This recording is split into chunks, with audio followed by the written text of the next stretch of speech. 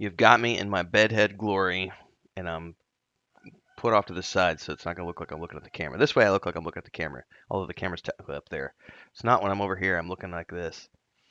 Um, Welcome, everyone, to the third chapter in our ongoing series covering Frank Herbert's Dune Trilogy. It's called Decoding Dune. We are reading chapter by chapter, book by book, working our way through Dune, Dune Messiah, and the Children of Dune as we lead up to, through, and continue to wait for the third film from Denis.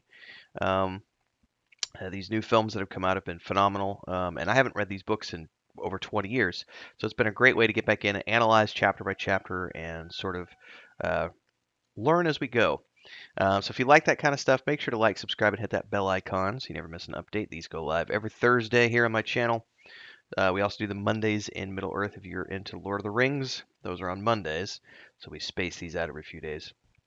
So without further ado, I have a cup of coffee. This is my third cup.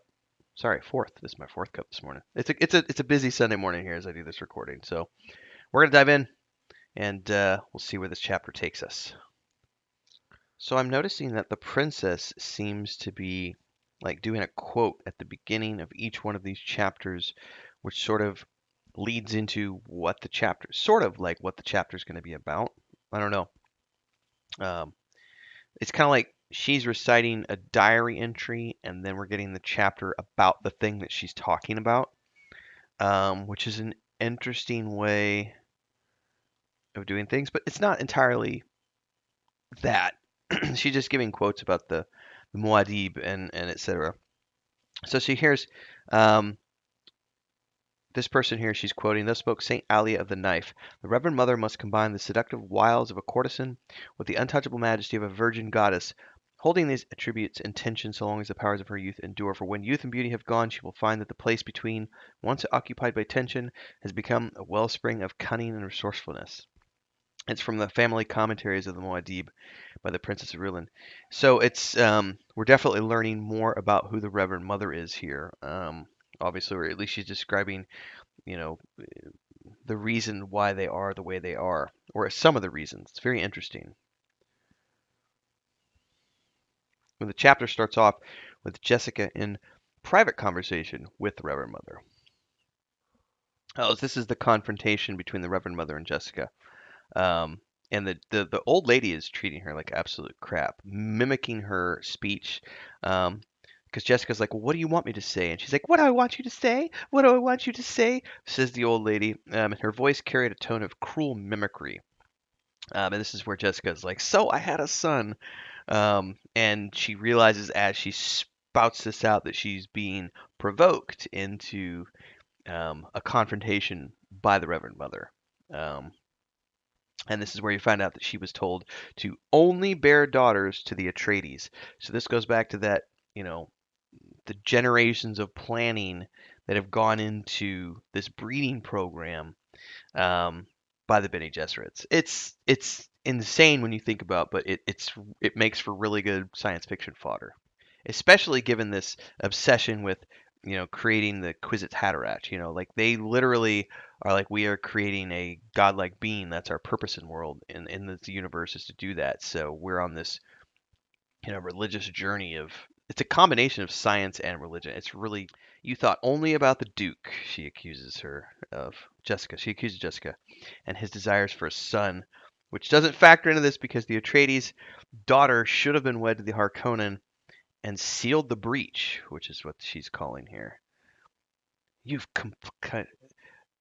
you've complicated matters. We may lose both the bloodlines now. So the Reverend Mother is pissed at Jessica. Ooh. And she rebuts, you're not infallible either. Oh, the Reverend Mother has also seen a little bit of Jessica's futures here. You say you have no regrets now, but we'll see when you're a fugitive with a price on your head and every man's hand is turned against you to seek the life of you and your son.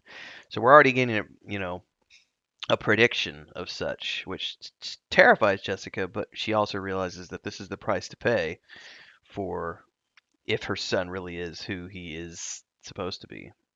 And even Jessica is murmuring here that the Koam.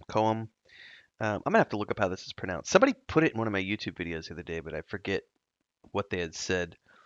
Um, So Jessica even knows here that, this is a political thing. They're going to divide the spoils after Atreides has fallen, um, redivide the spoils of Arrakis. Um, says here the Emperor and his friends now command 59.65% of the directorship's votes. Oh, we get a little bit of insight into the political system here. A three-point civilization. Imperial household balanced against the federated great houses of the Landsraad, and between them the Guild with its monopoly on interstellar transport.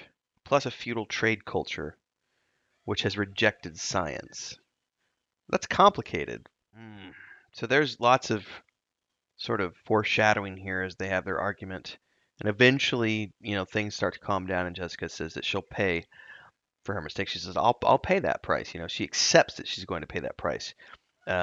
It's my, not sin per se, but she's definitely feeling the pressure of, she made a mistake that was against the rules, and she realizes that, so she's going to pay for it. And the Reverend Mother's like, "Well, your son's going to pay with you," and she's like, "I'll shield him as best I'm able." And the old lady's not having any of that. The Reverend Mother is yelling at her at this point, like, "You can't shield him. If you shield him, he won't be able to withstand what's to come." And he won't be able to fulfill any destiny if you shield him. So it's just, I mean, it's brutal because I don't think they show this in the film quite the same. It's not quite as in depth. I mean, it's sort of subtle that, you know, Jessica knows what's going to happen. I mean, the Duke knows well, I mean, he at least knows that once he gets to Arrakis, it's all political ploy. He knows that in advance, like, this is a move by the Landstra, this is the move by the Emperor. They're going to try to get rid of us. We're going to have to be ready, but he has to take the position. He doesn't have a choice. So even he knows to a degree that this is going to be a very dangerous, life-threatening assignment, and he's willing to do it because of duty and honor. And here's Jessica sort of doing the same thing. Um, uh, but it's very interesting here. And we get the Reverend Mother being friendly and saying, I wish I could take your place, but we each have to take our own path. I cannot interfere with duty. Mm. She also tells her that the Reverend Mother doesn't think that, she says, kindness forces me to tell you that there's little chance your son will be what you think he might be. Reverend Mother wants to ask more questions of Paul. Hey everyone, Renfail here with the commercial part of the video where I say, hey, if you like this, don't forget to like, subscribe, and hit that bell icon so you never miss an update. And thanks to all of our supporters here on YouTube and over on Patreon, our highest members, our guild champions, Crazy's Relative, Remy D here on YouTube. And don't forget, if you want to support, it's really easy. You can do the memberships below, the Adventurers Guild, 3 different tiers. There's also the super thanks on any uploaded video or YouTube short that you find. There's also, of course, the super chats and stickers that you could do on any live stream or premiere, and the Patreon page if you want to dive into the fantasy world that I have with my brother and my wife, which is a tabletop game, a point-and-click adventure game, and a fantasy book series. All are great ways to keep this channel going and me going full-time. Thanks again for those of you who support. Let's get back to the video that you're watching now.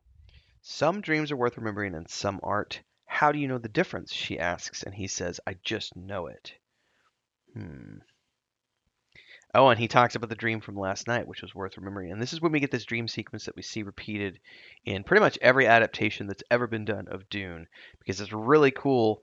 He says, I saw a cavern and water and a girl, skinny with big eyes, all blue, no whites in them. I talked to her and tell her about you, about seeing the Reverend Mother on Caladan. And the Reverend Mother asks him, and the thing you tell this strange girl about seeing me, did it happen today? And he says, yes. I tell the girl you came up with a stamp of strangeness. Um, and she asks him at this point, do you often have dreams where the outcome is exactly as you dreamed it? And he's like, yeah. And I've dreamed about this girl before.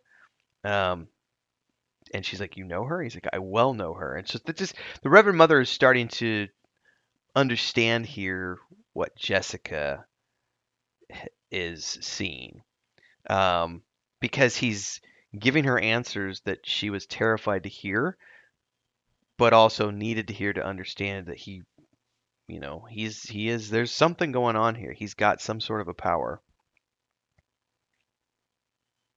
Tell me about the home. This is so awesome. Tell me about the waters of your homeland, Usul. Um, so yeah, this I remember in the Sci-Fi Channel's version of this. Tell me about the waters of your homeland, Muad'Dib. That was a great adaptation. It really was. These films are awesome, but I know the sci-fi adaptations budget wasn't great, but it's still a very good adaptation in my opinion. Oh, we get a poem. That's very Tolkien-like. Oof.